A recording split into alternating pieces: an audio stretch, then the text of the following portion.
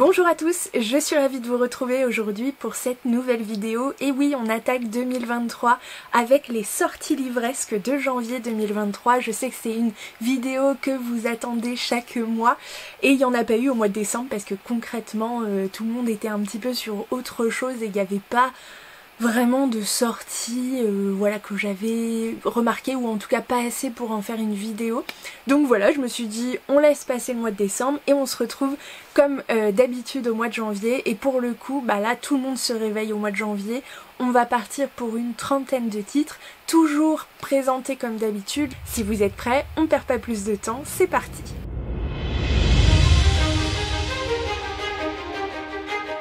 Côté grand format, on va commencer dès le 4 janvier avec une sortie que personnellement j'avais déjà vu passer. Je crois que c'était chez Nina Quill qui en avait parlé alors que le titre était encore en VO.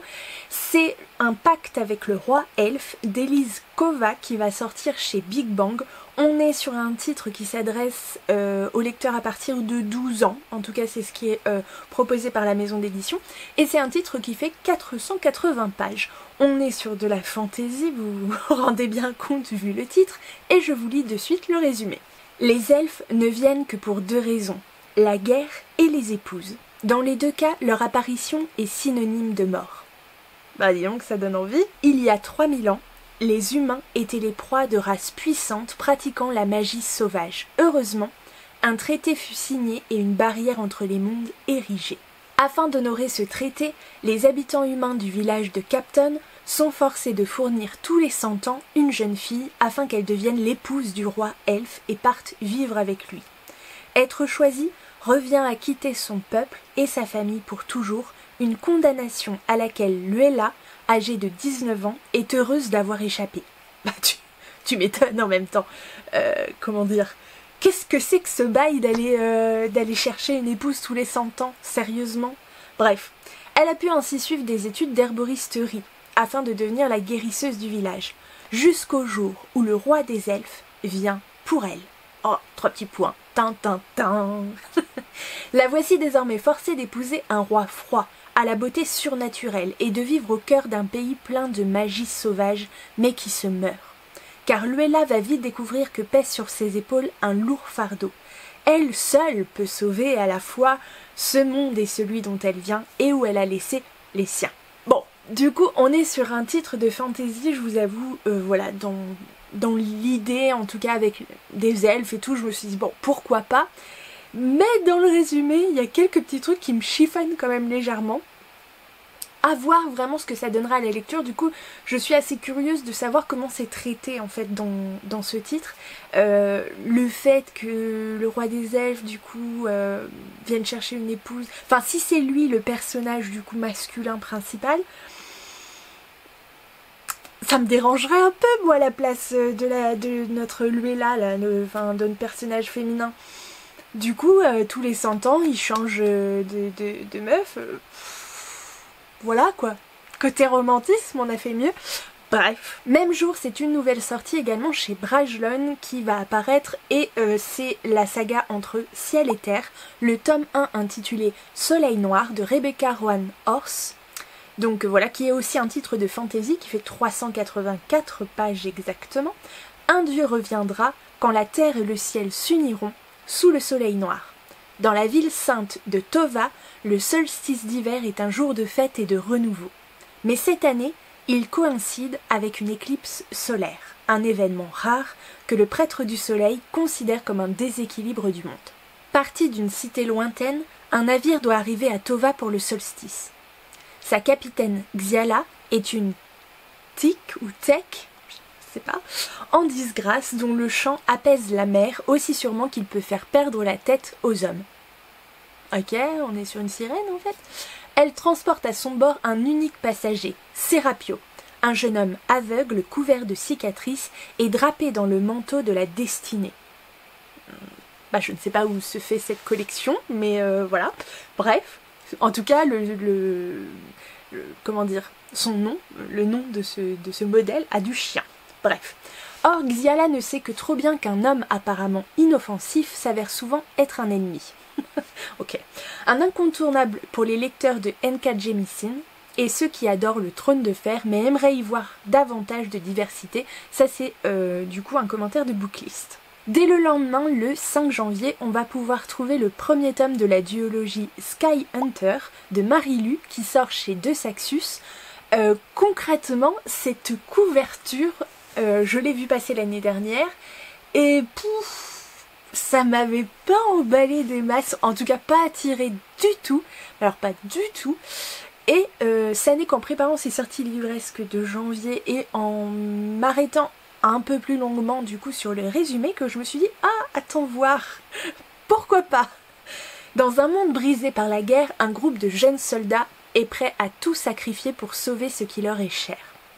La terrible fédération Carranza a conquis de nombreux pays, faisant de Mara la dernière nation libre au monde. Les réfugiés fuient vers cette frontière pour échapper à un sort bien pire que la mort. La transformation en créatures mutantes connues sous le nom de spectres et qui sont envoyées par la Fédération pour attaquer Mara. Talin, je ne sais pas comment on dit, qui a perdu sa voix et sa maison dans le conflit, a trouvé asile avec sa mère dans ce pays qui la considère comme inférieure. Ok. Elle fait malgré tout partie de la force d'élite de Mara, les abatteurs, chargés de contenir la menace des spectres. Mais au fur et à mesure que le nombre de créatures augmente, la défaite semble inéluctable. Un jour, un mystérieux prisonnier est ramené du front. Talin sent qu'il y a quelque chose de spécial chez lui. Est-il un espion de la Fédération ou bien l'arme qui permettra de les sauver tous? Voilà, donc je trouve que, je sais pas, il y a un petit côté comme ça... En fait, en lisant le résumé, franchement, ça a l'air pas mal, hein. Je sais pas ce que vous en pensez, mais ouais, je me dis que c'est plutôt prometteur. Il y a une petite vibe de... Je sais pas, Hunger Games, alors pas dans le truc des jeux, mais vous voyez, dans l'idée, dans le monde, un peu labyrinthe, un peu...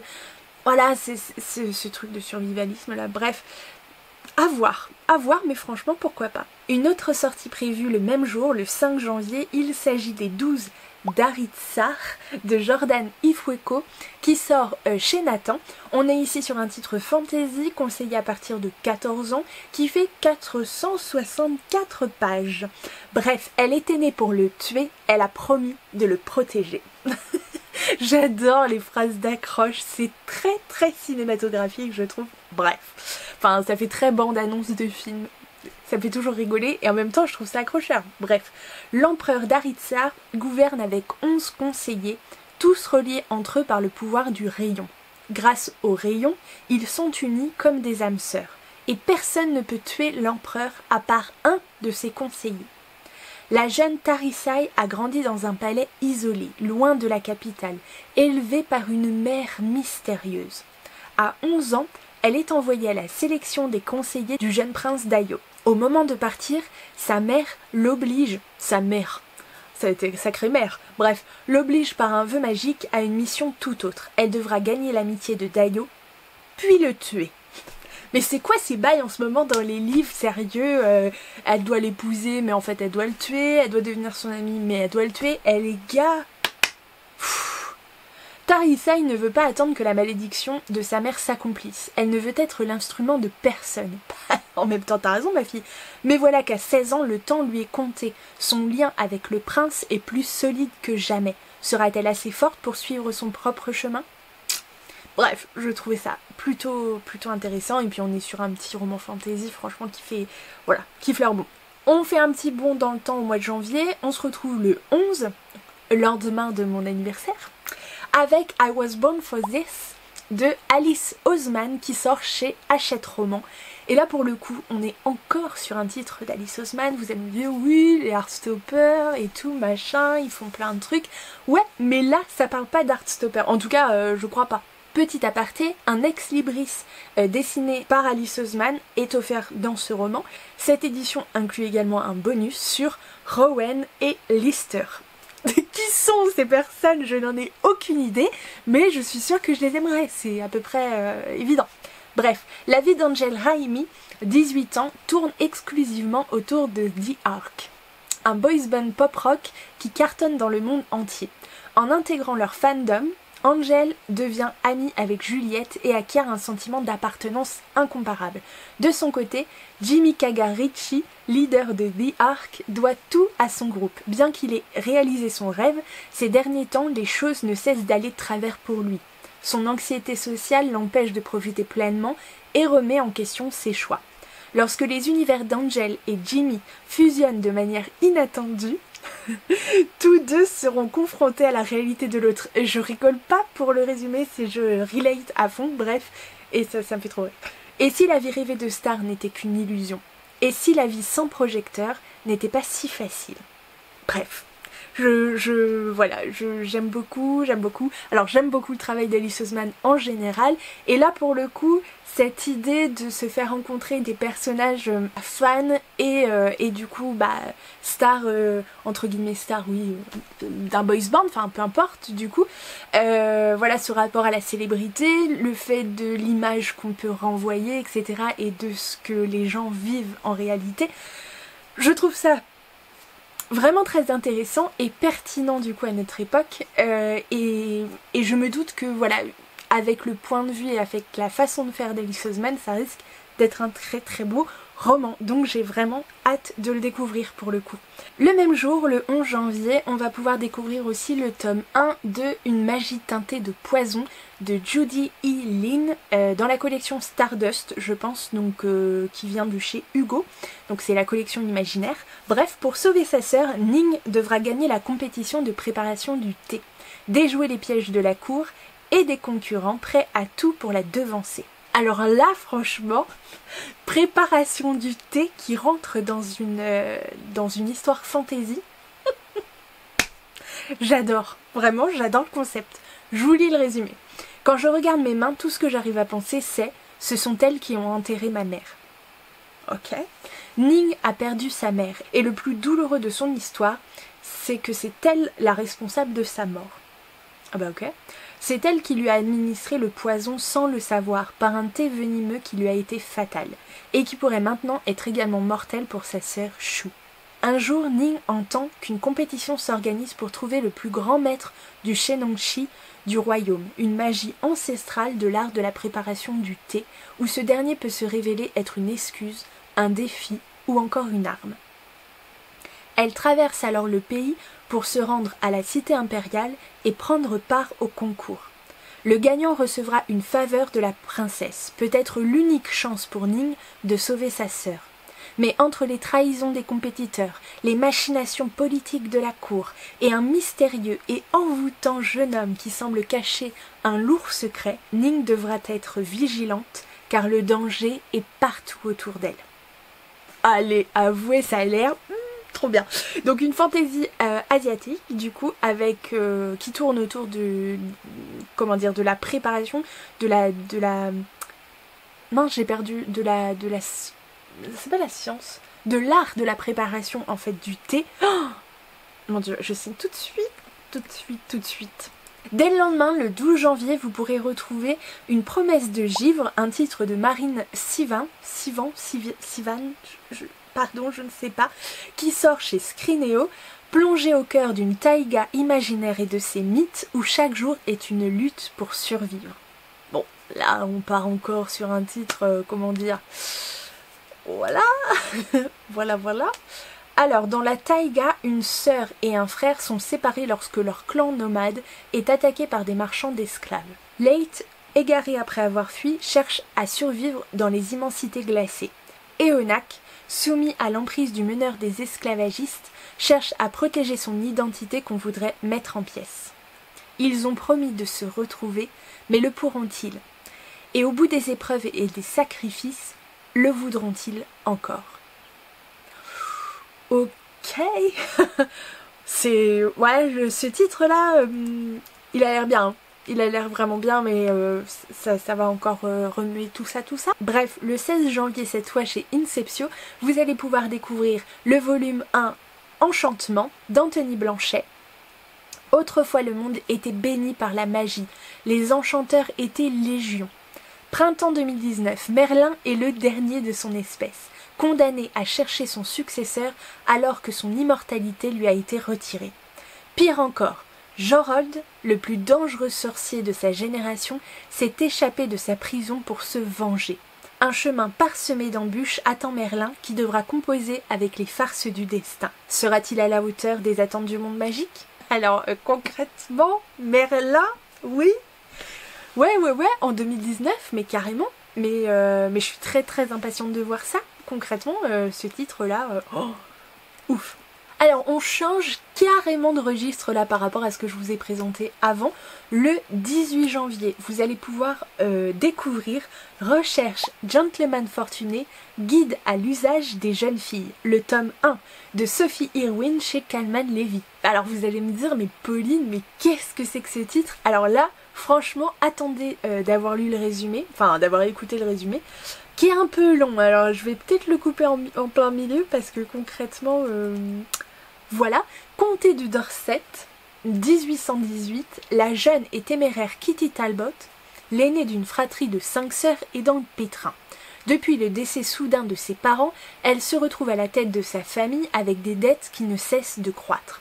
Si une solution miraculeuse ne se présente pas bientôt, le charmant cottage des filles Talbot sera perdu et elles se retrouveront dans la misère la plus totale.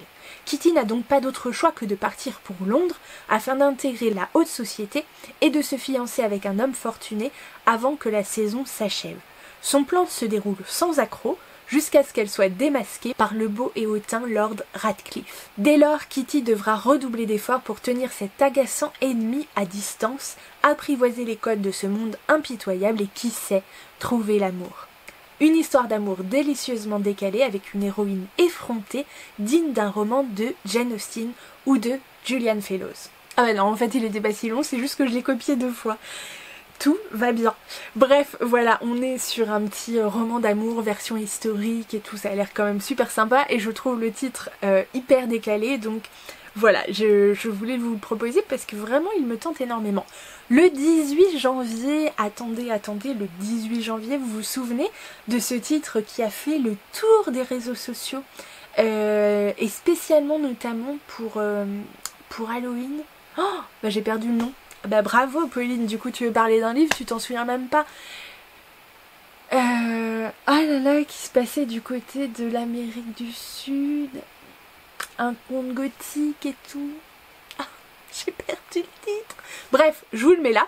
Et bien du coup c'est cette même autrice, Silvia Moreno Garcia, qui va nous proposer La fille du docteur Moreau, qui sort chez Brajlon, donc je vous l'ai dit le 18 janvier. On est ici sur un moyen format, classé dans la catégorie terreur, bref, à voir, mais en tout cas un petit peu creepy comme ça.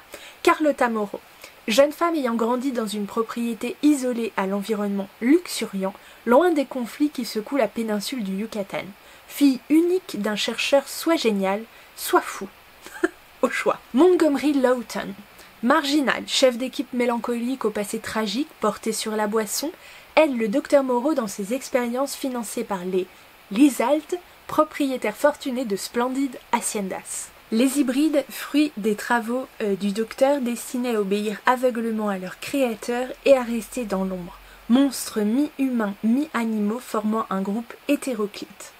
Tous vivent dans un monde stable et routinier, ébranlé par l'arrivée soudaine d'Eduardo Lizald, charmant et insouciant, fils du mécène du docteur Moreau qui déclenchera sans le vouloir une dangereuse réaction en chaîne. Car Moreau a des secrets.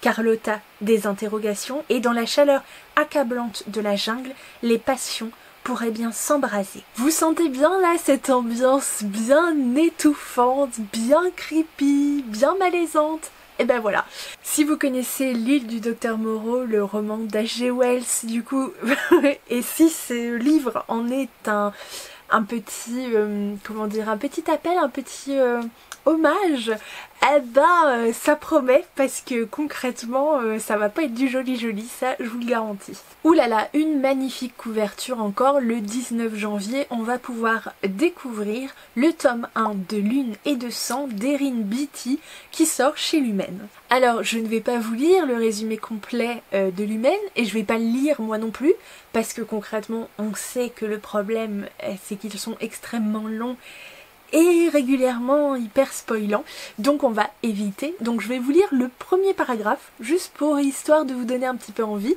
Lorsque la lumière de la lune l'effleure, le monde de Catherine se métamorphose.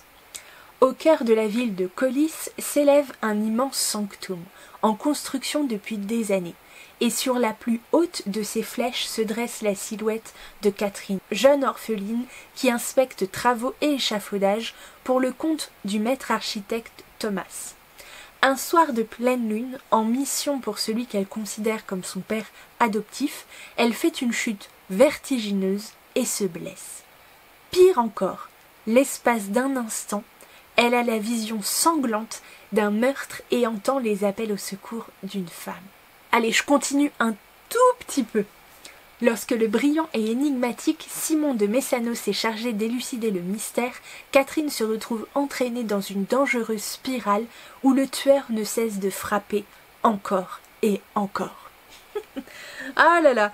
Donc voilà, ça a l'air bien quand même, hein. C'est intriguant, rien que ce petit morceau là de résumé, ça donne bien envie. Alors j'ai vraiment pas envie d'aller plus loin, parce que j'ai vraiment peur du coup que bah du coup ça n'ait plus d'intérêt ni pour vous ni pour moi de lire concrètement. Donc voilà, je vais m'arrêter là, mais c'est déjà assez intriguant et assez attirant comme ça. Et pour finir sur ces nouveautés grand format, eh bien je conclurai, si tout va bien, j'espère si tout va bien, le 26 janvier avec la sortie du livre de la nuit, le tome 1, Dolly Black, chez De Saxus. Charlie Hall est une escroc de bas étage. Elle n'a jamais trouvé une serrure qu'elle ne pouvait crocheter. Un livre qu'elle ne pouvait voler, ou une mauvaise décision à ne pas prendre. Elle a passé la moitié de sa vie à travailler pour des crépusculiens, des magiciens qui manipulent les ombres afin d'espionner ou même tuer les gens. Les crépusculiens gardent leurs secrets avec avidité.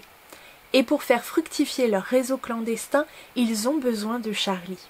Maintenant, Barmaid, la jeune femme, essaie de s'éloigner de ses erreurs passées. Mais sortir de cet univers n'est pas si facile, sans compter que sa sœur a désespérément besoin de magie et que son petit ami, sans ombre et peut-être sans âme, semble lui cacher des choses. Lorsqu'une figure de son passé refait surface, Charlie replonge dans un tourbillon de meurtres et de mensonges. Déterminée à survivre, elle va devoir affronter de nombreux adversaires qui essaient de s'emparer d'un secret au pouvoir terrifiant. C'est alors que Charlie se lance à la recherche du livre de la nuit. Pouh, on l'adore, on l'adore, on l'adore. Bref, on passe du côté des suites.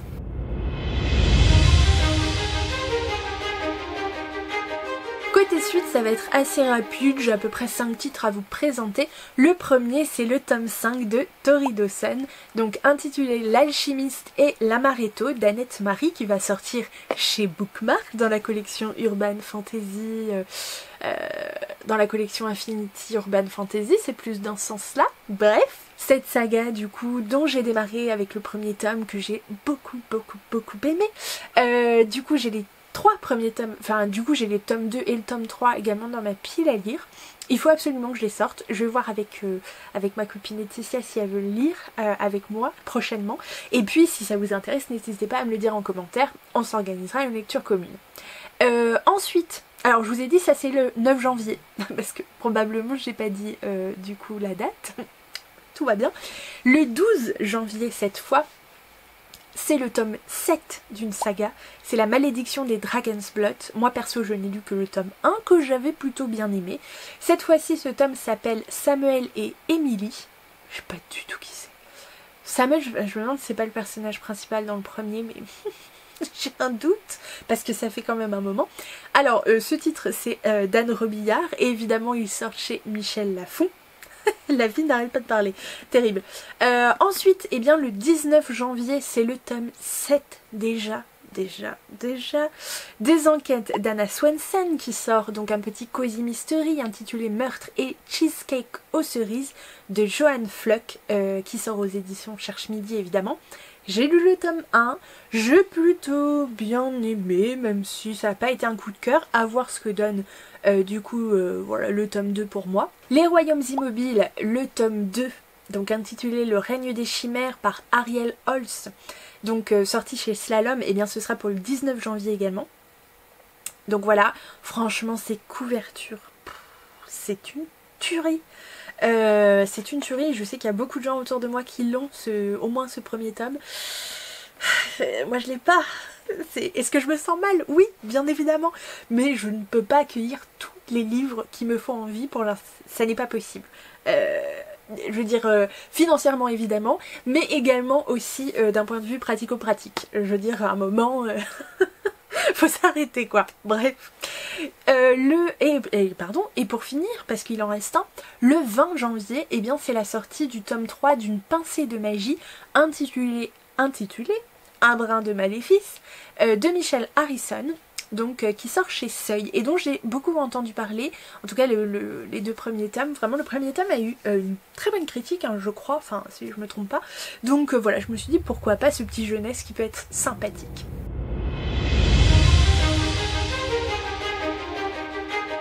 Côté nouveauté poche, eh bien alors là on peut pas faire plus rapide ou difficilement. Eh bien j'en ai un à vous présenter tout simplement, c'est prévu le 4 janvier, ça sort chez J'ai lu et c'est Serpent and Dove le tome 1, donc de Shelby Mayrin. Alors je vous refais un petit peu le pitch donc proposé par la maison d'édition. Louise, sorcière dans un monde où ses semblables sont punis de mort, la punition ultime quoi, a renoncé à sa magie et vit désormais de petits larcins. Oui, ok, l'un n'implique pas forcément l'autre, si, bref, peu importe. Son chemin n'aurait jamais dû croiser celui de Reed, chasseur assermenté de l'église qui n'existe que pour débarrasser le monde des femmes comme elle. Pourtant, un concours de circonstances va les rapprocher et les contraindre à une union impossible. Alors que tous les opposent, ils vont devoir apprendre à dépasser leurs différences, car de leur destin dépend celui du monde. Rien que ça.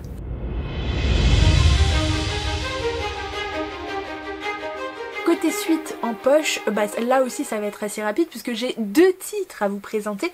Le premier c'est le tome 2 de la saga d'Aevabad, donc intitulé Le Royaume de Cuivre de S.A. Chakraborty, qui sort également chez J'ai lu le 11 janvier. Moi j'ai lu le premier tome de cette saga en lecture commune qu'on avait beaucoup aimé. Il faut absolument que je me fasse le tome 2 et il faut que j'achète le tome 3 absolument.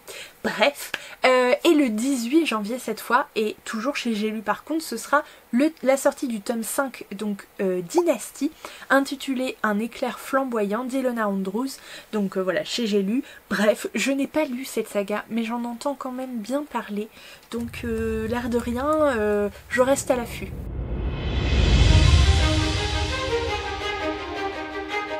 Côté manga cette fois et en nouveauté, là aussi ça va aller assez vite puisque je n'ai qu'un titre à vous présenter, ça s'appelle Isekai Anime Studio et franchement l'idée m'a trop séduite, donc voilà, c'est un manga qui va être en 3 volumes, donc c'est pas un truc de fou. Là c'est la sortie du volume numéro 1 par Kakushoshi, qui sort chez Doki Doki donc le 11 janvier. On est ici sur un petit seinen, bref un manga isekai fantastiquement délirant pour découvrir les coulisses de la création des animés. Alors qu'elle se rendait à son lieu de travail, le studio d'animation Ashita, Sakura Miyone, l'animatrice principale, rencontre une jeune sorcière nommée Sophie qui a été transportée dans notre monde. Et malheureusement cette dernière a accidentellement téléporté l'équipe d'animation de Sakura dans un autre univers. Sophie va devoir rattraper son erreur en aidant Sakura. Pour ce faire, elle va invoquer différents habitants de son monde d'origine, des créatures mythiques, pour former la nouvelle équipe de choc de Sakura, rendant la vie en studio d'animation encore plus fantastique. Allez, avouez, franchement ça a l'air trop bien. Donc je suis très impatiente. Je suis très inquiète aussi pour l'équipe de Sakura, parce qu'en vrai on nous dit qu'elle est balancée dans un autre monde, mais j'espère qu'on s'en occupe un minimum aussi. Enfin bon, bref. Côté suite manga, on y va ?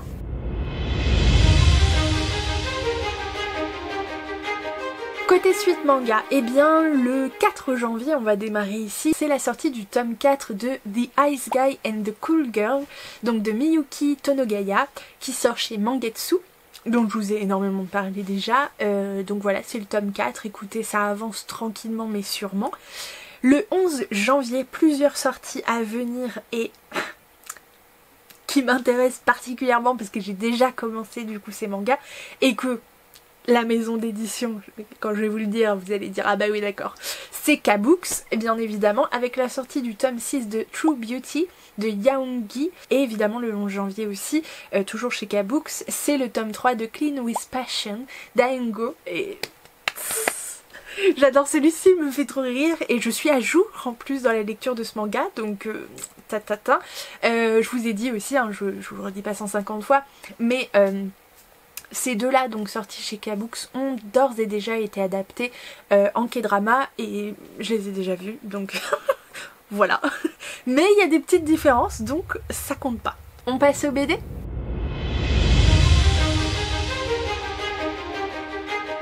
Côté BD, la sélection est assez rapide également. Le 11 janvier, vous allez pouvoir découvrir le tome 1 sur 5 de la BD Equinox, donc intitulé Cheval de Lune. Accrochez-vous bien, le scénario est d'Aurélie Wellenstein et le dessin est d'Aurora Gate, je sais pas comment ça se prononce, pardon, et ça sort chez Draku. À la pleine lune, 4 jeunes filles se transforment en chevaux fantastiques. Sur Equinox, à la pleine lune, tous les humains se changent en animaux. Kamara, Eileen, Soalia et Céliane sont des adolescentes inséparables, de vraies sœurs de cœur. À la pleine lune, elles se métamorphosent en chevaux fantastiques. Cheval étoilé, cheval taureau, cheval ailé et licorne fleurie, elles sont fortes, libres et sauvages, jusqu'au jour où la lune, victime d'une collision céleste, éclate en 1000 morceaux. Oh, catastrophe. La catastrophe d'ailleurs est terrible pour Equinox. Bah oui, tu m'étonnes. Oh, ça me donne des palpitations, sérieux. Le climat se dérègle, les gens terrifiés deviennent dangereux, les transformations oscillent entre l'humain et l'animal. Que peuvent faire Kamara et ses sœurs pour sauver ce monde qui s'effondre? Alors voilà, on part sur, on part sur un truc où tu te dis, waouh, c'est les petits poneys et tout, arc-en-ciel, tout mignon, tout ça. Et puis en fait tu te rends compte que l'air de rien sous-jacent, il y a quand même des thématiques qui vont être traitées très très fortes et très très vraies et voilà, ça ne m'étonne pas parce que vu la scénariste, comment vous dire, voilà, donc ça donne très très envie, franchement celle-ci, j'attends. Si le graphisme me plaît, banco. Le 25 janvier. Alors c'est le tome 1 aussi de la BD Arden Height, donc La Nuit des Rois et des Reines par Molly Horton Booth, Stephanie Kate Strom et Jamie Green qui va sortir chez Hachette le 25, donc je l'ai dit peut-être, hein, je le redis en boucle. C'est une BD ado de 160 pages et pour le coup, franchement, elle me donne ultra envie. Vi a décidé de s'inscrire au lycée Arden Height pour prendre un nouveau départ. Ce serait aussi l'occasion de remiser son uniforme au placard et de pouvoir enfin se mettre en pantalon. Et même si la séparation avec son frère jumeau lui donne l'impression d'être privée d'une moitié d'elle-même, Vi fait une rencontre qui va tout changer, celle d'un beau et ténébreux poète influenceur Orsino. Un peu malgré elle, Vi est enrôlée pour participer aux préparatifs de la Nuit des Rois et des Reines, le grand bal de rentrée. Et elle se met à rêver d'un slow avec Orsino sous les lumières tamisées. Sauf que tous les nouveaux amis de Vi pensent qu'elle ne s'intéresse pas aux garçons. Et avant qu'elle ait eu l'occasion de l'inviter au bal, Orsino lui demande de l'aider à séduire la fille pour qui il a un faible, Olivia. Laquelle a un faible pour Vi. Bref, les histoires d'amour contrariées se multiplient dans ce récit aussi drôle que romantique, sur la découverte de soi, les méprises autour des identités et la magie qui se produit lorsqu'on accepte d'ouvrir son cœur à la nouveauté. Bref, je trouvais sympathique à voir ce que ça donne et de la manière dont c'est traité, mais franchement, pas mal. Allez, on termine par les suites BD et c'est parti.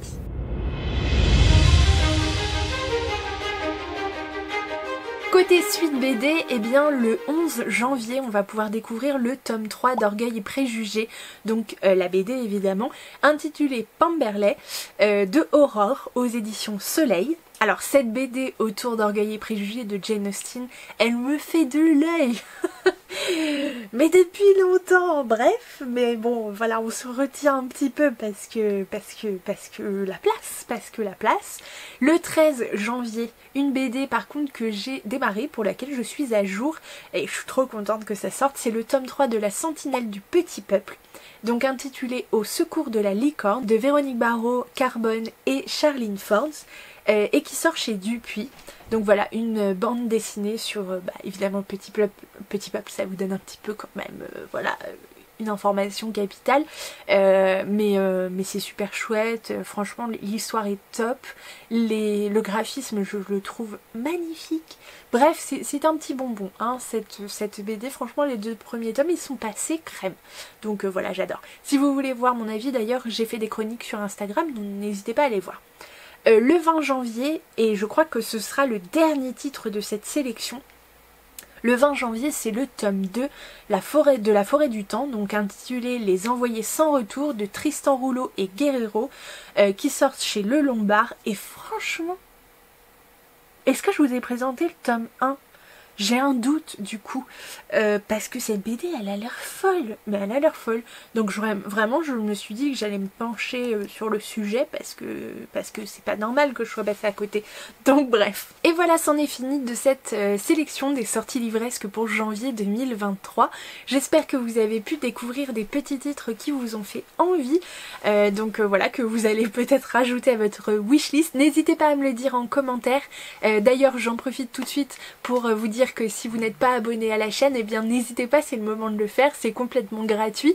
Et puis n'hésitez pas aussi, si vous avez aimé la vidéo bien sûr, à liker, partager et commenter, même si voilà vous ne savez pas trop quoi dire, vous pouvez laisser un petit emoji, la pile à livres, voilà comme on est sur les sorties livresques, la pile à livres ou un livre en commentaire, ce sera super, mais ça fait vivre la chaîne, ça fait tourner la vidéo, ça comment dire lutte un peu contre le ghosting là du coup dont on fait l'objet un peu sur YouTube, et ça va mettre un petit peu plus en valeur la vidéo, donc voilà, ce sera une manière de soutenir du coup le travail que je fais, et du coup je vous en remercierai vraiment beaucoup. Donc voilà, j'espère que du coup vous allez bien. J'en profite en cette fin de vidéo pour vous souhaiter, parce que cette vidéo va sortir début 2023, mes meilleurs vœux pour cette nouvelle année. Voilà, j'espère que vous allez bien, que vous avez la forme, que vous êtes en santé surtout, que vos proches aussi.